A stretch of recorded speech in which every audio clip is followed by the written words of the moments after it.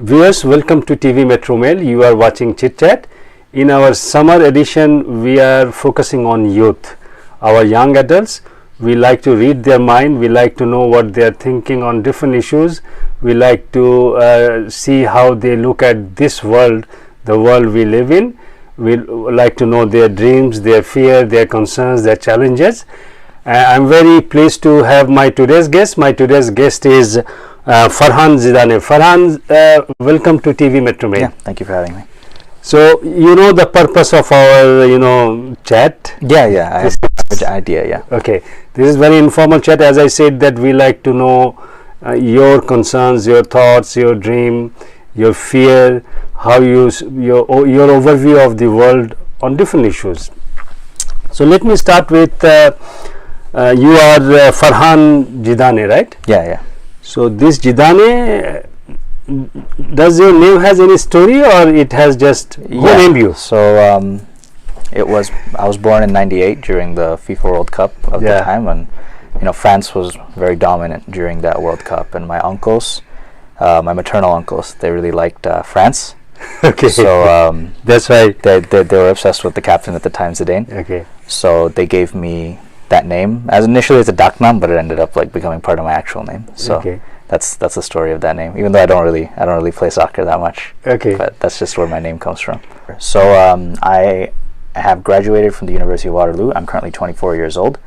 I studied mechatronics engineering, and basically what that is, that's like sort of I describe it as robotics, but it's a bit more complicated than that. We study lots of different disciplines of engineering, from mechanical, electrical, and software. So I specialize in a few things. I've done a few internships at different places, but right now I'm going to Apple in the US, where I'm going to be working on their wireless systems. So that's great. Yeah, thank you. So that's what I'm currently doing, and I enjoy engineering. That's kind of what I'm passionate about and what I studied. So that's currently where I'm at and where I'm going. So you said you just passed. You did your undergrad, right? Yeah, I graduated last year. Last year, and again you were saying when you are working somewhere. So how does it work? So you're studying at the same time you're working. Yeah. Or? So I started my university courses in 2016. I went to the University of Waterloo, and they have a co-op program, or co-op or internship. So what they do is we don't get any summers. Every 4 months we have school, and then 4 months of work, and then we alternate until the end of our program.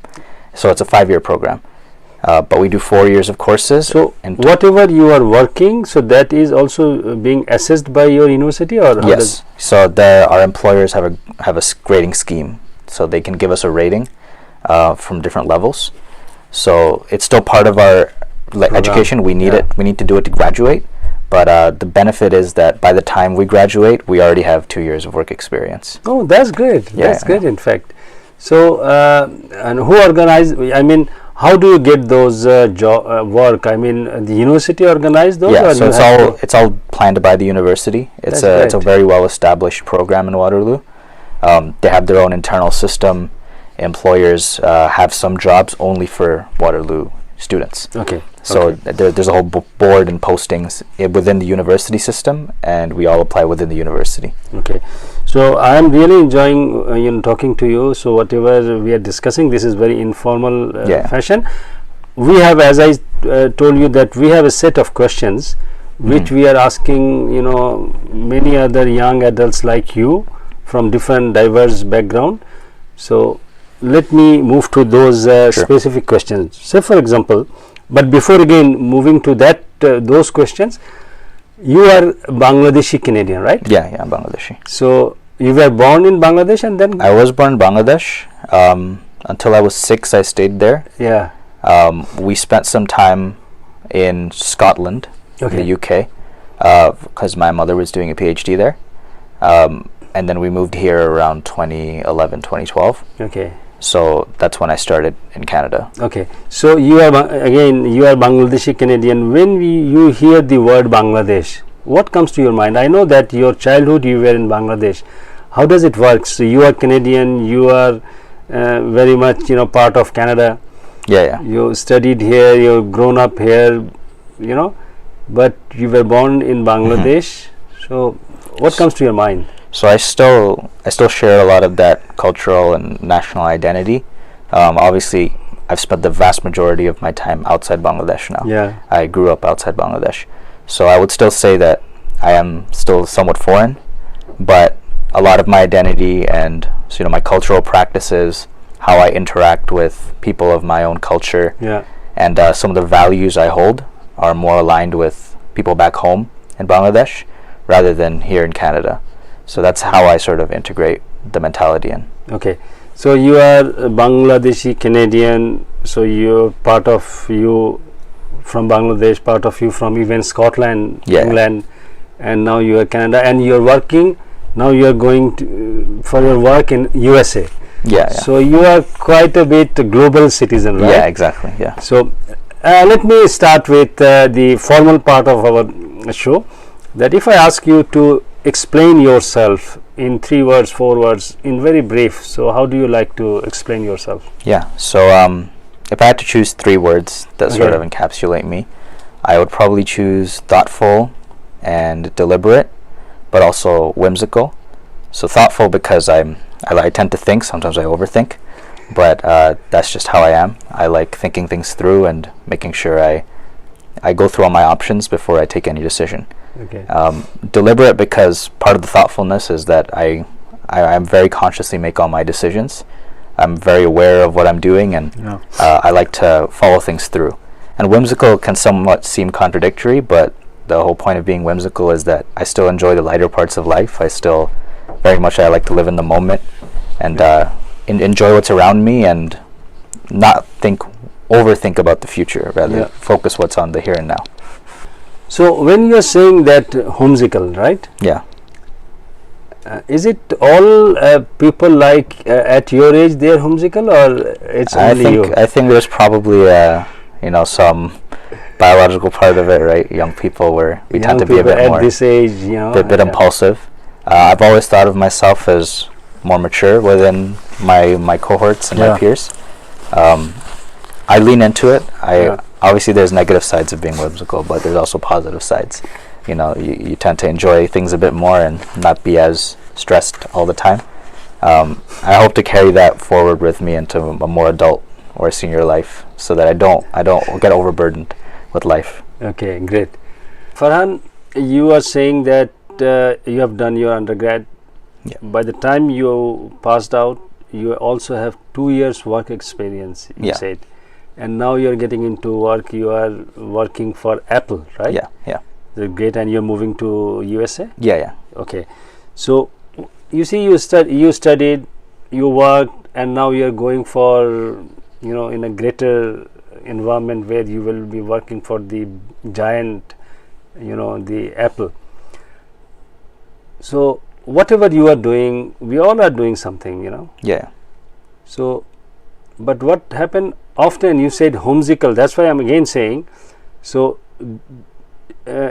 did you plan something like that, or it has just come across, you have accepted it, you're doing it? I just want to know this one. At the same time, while you share your thoughts about on this issue, may I also ask you that we all do things for our living, but often we don't think about what we are doing really. Yeah. We do not focus things on. We don't think about the motto of our life. Whether you have any specific motto of your life at this moment. Yeah.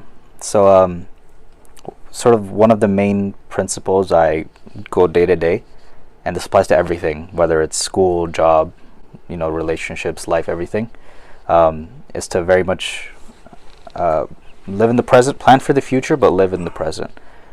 There's a Zen saying that I've heard a long time ago, and it stuck with me. It's that before enlightenment, chop wood and carry water. After enlightenment, chop wood and carry water. Okay. So enlightenment is this concept that you've achieved some higher self, right? Obviously, that can be from a different religion, whatever, but idea of a better self. Everyone has an idea that, I want to be this person in the future. I want to be good at this. I want to be this kind of person, right? Help this kind of people.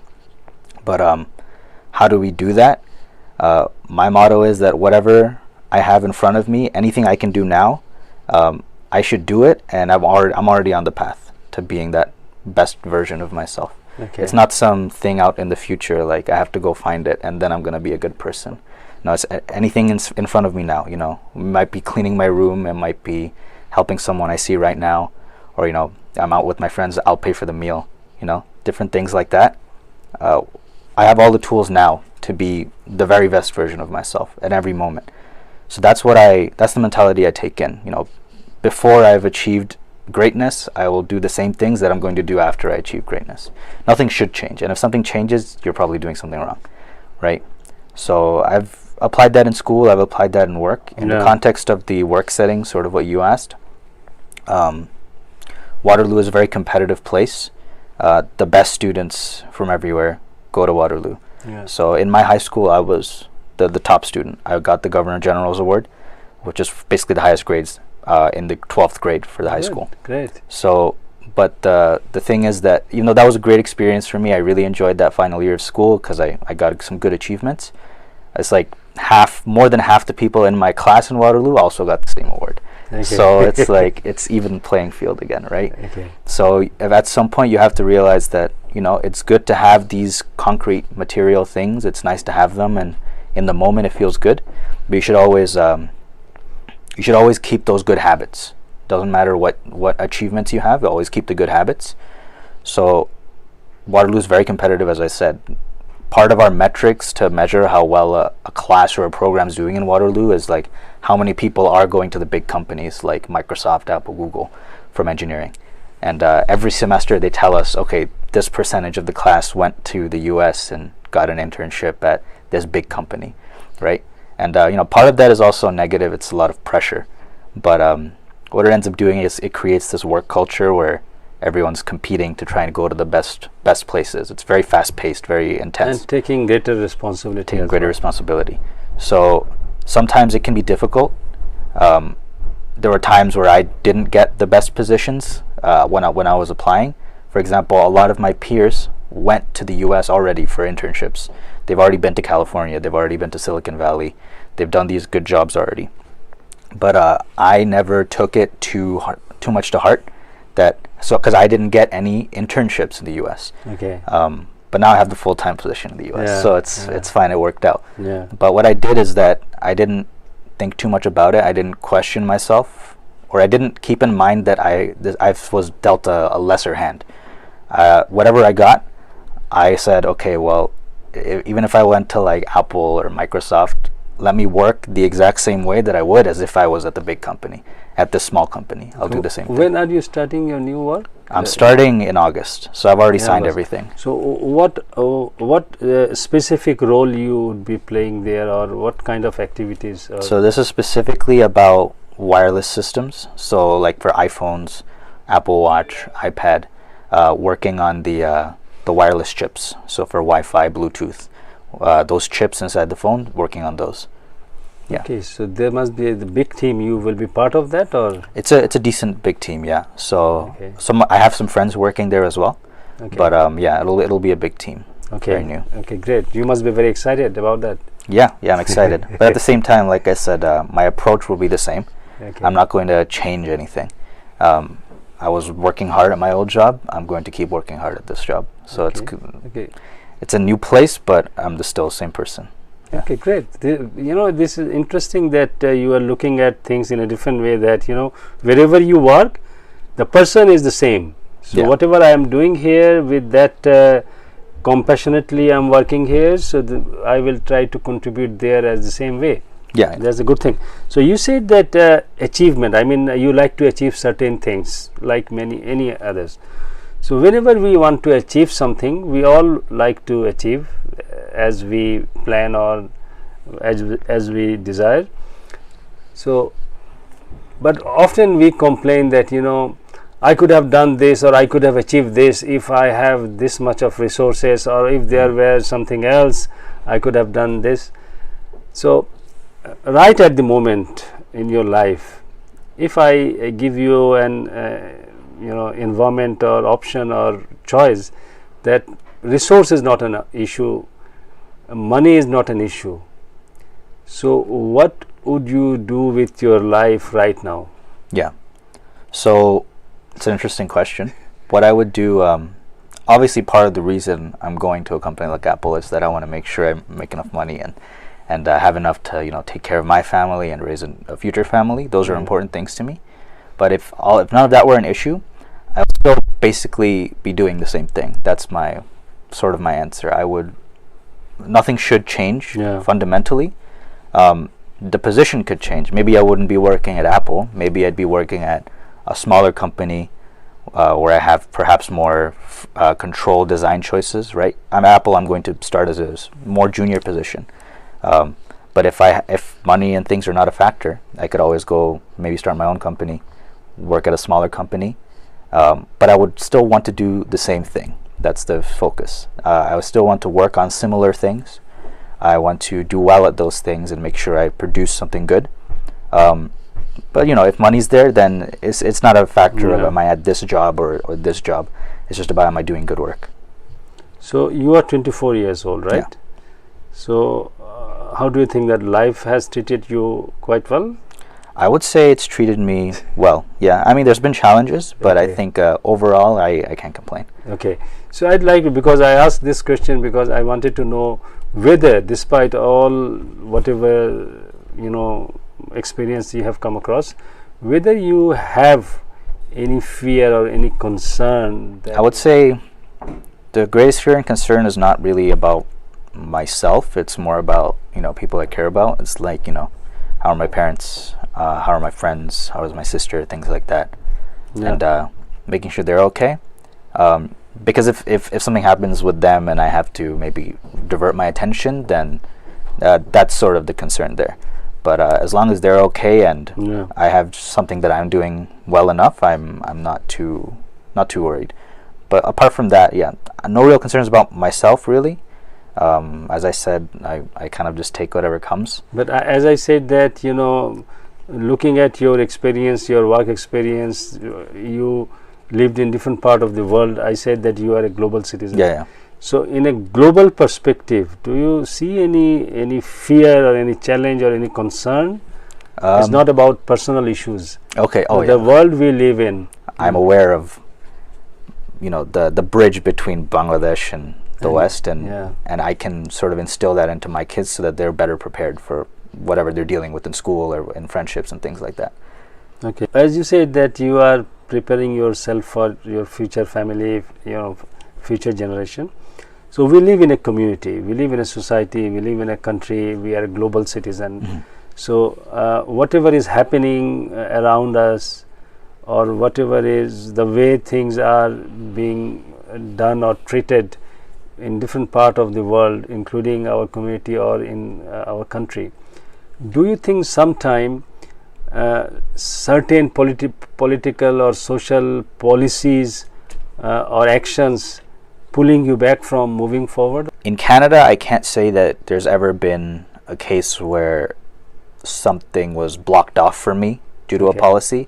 I've never thought that, if only this policy was different. That direct thought has never occurred to me. I'm sure in some capacity, those decisions made higher up in the government has impacted me and my opportunities. I'm sure that there's been options. For example, my high school, even though I did well in it, there were many programs not available at that high school that were available in other high schools.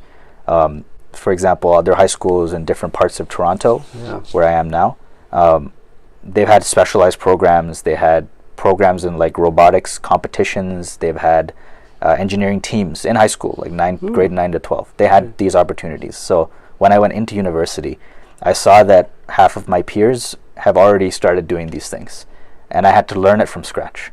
I had to figure it out basically on the job. I had to learn many of these things, different engineering things, different technologies, because my school in this area, not as much, the high schools are not as focused on technological things. They're focused on slightly different, maybe more socio-political courses, things like that. But I managed to work my way up and figure it out. But that's definitely something I'm aware of, that if I had those, maybe if things were funded differently, or if there was more of a focus on technology and science at my school, there might have been more opportunities for me to get that experience earlier, and then maybe I'd be in a different higher position or something right now. But once again, I don't tend to like, Yeah. I don't pity myself for that. I think that's life. You can't get everything 100% all the time. But yeah, I'm aware that that's one thing that I have thought about. Yeah. That's one area. So like different fundings and options at different schools, that cut some opportunities for me to fast track my progress. So that reminds me, you're saying even in the same community, same country, different schools have different facilities. So different facilities treat you differently, gives you different kind of exposure, different kind of experience. Exactly, yeah. That has a greater impact on your future work, right? Yes. So that reminds me that different part of the world, different people are having different kind of facilities. Some of them even do not have any facilities or any what they can think of. So from that perspective, do you think that we live in a just world? Fundamentally, do I think we live in a just world? I think my outlook on it is, a lot of it is influenced by sort of my religious leanings. I'm Muslim, but I don't think necessarily the world has to be just. I think sometimes it's not all evened out, right? Okay. It's not that, okay, it's always good here, always bad there. I think a lot of the time things can be more bad than good. Yeah. I know there's a lot of people in different parts of the world that are disenfranchised, or they're struggling with lots of different things, wars, conflicts, or just lack of access to very basic resources. So do I think it's just in sort of the external way? Not necessarily. I don't think everything is always done properly at every level, right? Different governments have in different ways that disenfranchise people. But I think people are generally good, though. Maybe like the external settings that they're living in aren't always in their favor, but I think typically people tend to be good or try for higher things. I think everyone is capable of that. Okay.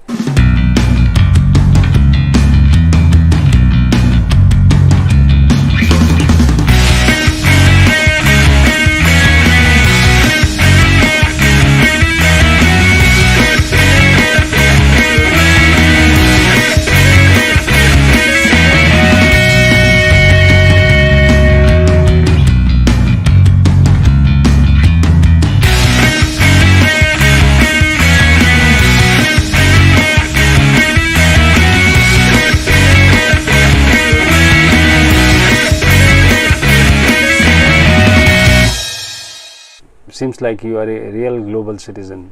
You lived in different part of the world. You have got some experience from other part of the world.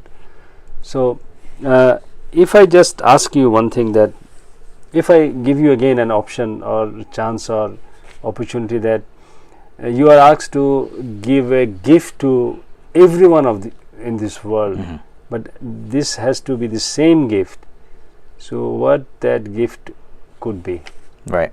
So I think that the one thing that I think everyone would benefit from, no matter what background they're in, is probably some form of an education. It doesn't have to be like the same education for everyone, obviously. Maybe it'll be on different topics depending where they are. But I think knowledge is power, and being educated on important things in your that concern you directly, or new fields. Places where you may be able to have a positive impact. I'm sure everyone has something to contribute, and what education would do is it arms people to make a positive change for themselves and for others. Farhan, you shared that at your age, even not age-specific things, we all have certain fear, challenge, concerns, and our environment where we live in. The policies, everything has impact on our life, our future, So, despite all these things, do you really see there is a hope in future? Yeah, so I think, things can be bad sometimes, and as I said, things can be unjust. But I think at a fundamental level, I think there's hope. I think everyone can make the right decisions if they choose to. And obviously not everyone can out-control the outcome of their own lives. Sometimes there's other factors like, government, external factors, things like that they can't control. But I think everyone is capable of making right decisions. And on like a global scale in terms of policy and things like that, I think once again, I think, for example, like world leaders can also make good decisions. So I will come to the point of the leaders, their role. But before moving to that one, let me just check another thing with you. You are 24 years old. In your lifetime, probably you have seen, if not witnessed, at least on TV, on screen, you have seen that, and still we are experiencing the ongoing Ukraine war. Yeah. So you have seen war. So what is your take on this global war? I think the war you see or experience. Yeah. So I think war as a phenomenon, I understand why it exists, especially since we do live, as I said, in a world that's not always just. As a phenomenon, war, it can exist to sort of even things out or sometimes make things worse or better. So I think it's not necessarily always a bad thing. It's very context dependent. Yeah. And so I understand its social existence. I don't think every instance of war is categorically bad. But it's a necessity sometimes. So it's a multi-factored decision. But despite all this thing, this is very unfortunate that It's very unfortunate. we have war. So, and we don't like war, right? Yeah, of course. Nobody, and we don't want, watching people dying or being killed through war. So, if we like to put blame on somebody, or who is to be blamed for this kind of war or the global environment? I mean, there's a lot of people. That's a big question, but a lot of people can be blamed, of course. In terms of like specific conflicts, you'd need to look at the history and who is involved to make a more informed decision. I'm just talking about in general. In general.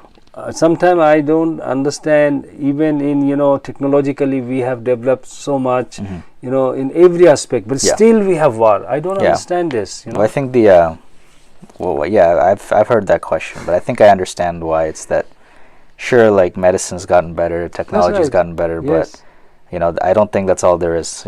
People are still people, even though sure we live a little bit longer, we have better weapons, we have better housing, better shelter, but the same conflicts we had thousands of years ago are still happening now. I think that's just part of human nature, and sometimes people do bad things and make bad decisions.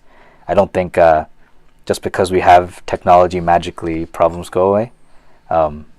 Because people misuse, even with technology, people misuse them. People misuse the technologies we have, the science we have, and the different progress we've made. People will use them to disenfranchise other people, which may lead to more conflict. So when you're saying people means what? Sometimes many people say that general people, they are not in a position to decide whether they should get into war or not, or they are not to be blamed for those. So if they are not, then who else should be blamed for that? Well, in terms of blame, that's a very layered thing, right? Yeah. Social conflict, like big conflicts like this, there are lots of factors at play. So it's very difficult to like pin it on one person, right? But typically, I think it's reasonable to look at the leaders of whoever is involved, because for them to reach that position, they've made certain commitments. They've made promises to people and worked their way up. So they share some responsibility. So for big calamities like a war to happen, they signed up for the job. They have to handle the consequences. If bad things happen in a war, it's tough, but it is the leader's job to take that on as their responsibility. So is, as you said, refer to the leaders, they have their role, responsibility to play here. So do you have any specific recommendation for our global leaders? I'm sure it's a difficult job. I'm not a world leader, and I don't really have any interest in being a world leader. No, but our global leaders, they should, of course, count your voice. They should listen to you. Yeah. So I think that is a big part. They should listen. A lot of the times they try to make it seem like they're listening, but they're not actually listening, and it seems like the plans are already made, and then you kind of just have to pick which plan you choose, right? And sometimes it seems like our options are not that, like, there's not a lot of good options for people, even in a democratic society. Yeah. I know there's a lot of, like, voter turnouts are pretty low, especially within the youth, right? So many people don't vote, and I understand why. It's a lot of them don't feel like they're being represented well, or that whoever is in positions of power, maybe they don't appeal to them very well. So as a general recommendation, the biggest thing would probably be to listen to the communities present. I think the communities in the next few years is going to change a lot, especially since already for the example of Canada, like there's so many people from the east coming here now, Bangladeshis, right? Big community here, and you're going to see the landscape's going to change versus like 50 years ago. Yeah. A lot more of our values are going to start coming into here because now Bengalis here can start voting, right? In the next generation, even more Bengalis will vote, right? So that's just one example. I think different people are going to start having more of a say. So what I hope that will come to is that leaders will be more accepting to sort of listen to different opinions and look at communities they were ignoring, or perhaps put less of a focus on. And I hope those communities have a better voice, and that the people in power will be able to listen to their concerns and anxieties and handle them accordingly. So before I move to the last question, we will wrap it up very soon. Yeah.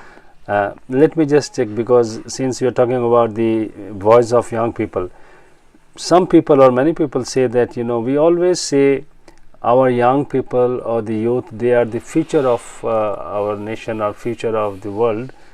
So what about the present? They are very much part of this present time. So why not we include them in present? We always refer to them that future. Yeah. What is your take on this?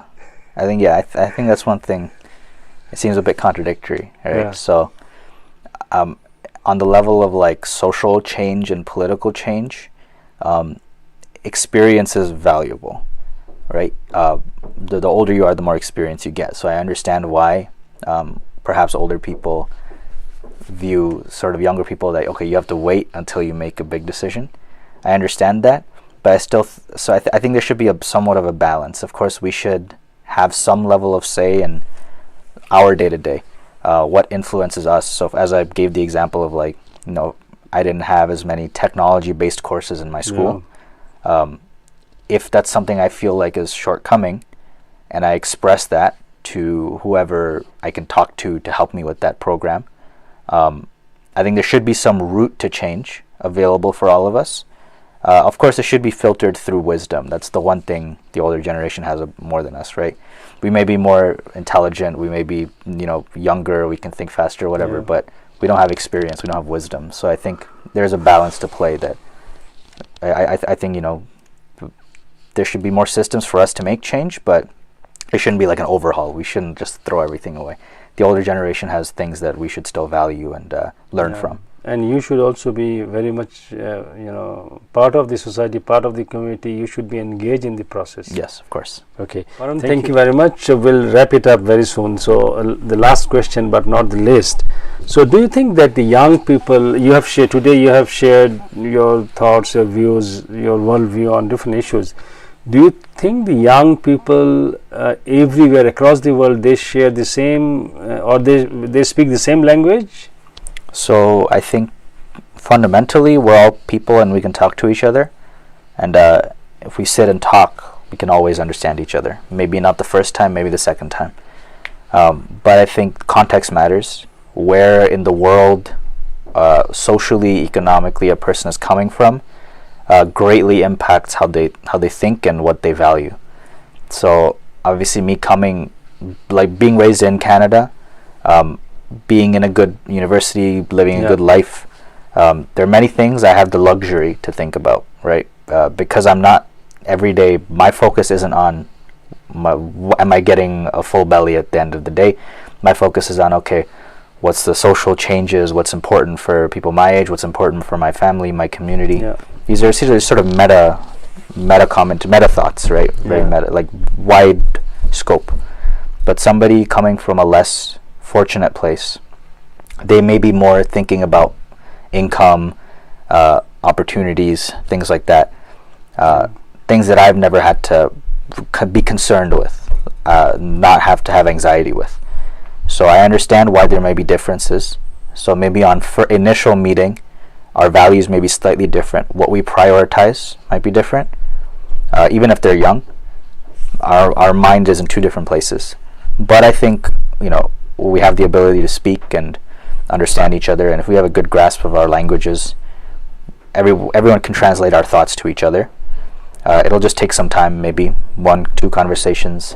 So if you just open up, I think everyone is capable of really understanding each other. Farhan, thank you very much for sharing your thoughts today. Yeah. And thank you very much for your time. Yeah, thank you for having me. Thank you. Viewers, thank you very much for being with us. In our next show, we'll bring new guests. We'll also talk to our young adults. We'll try to capture their mindset, what they are thinking, their fear, their dream, their challenges that they are facing.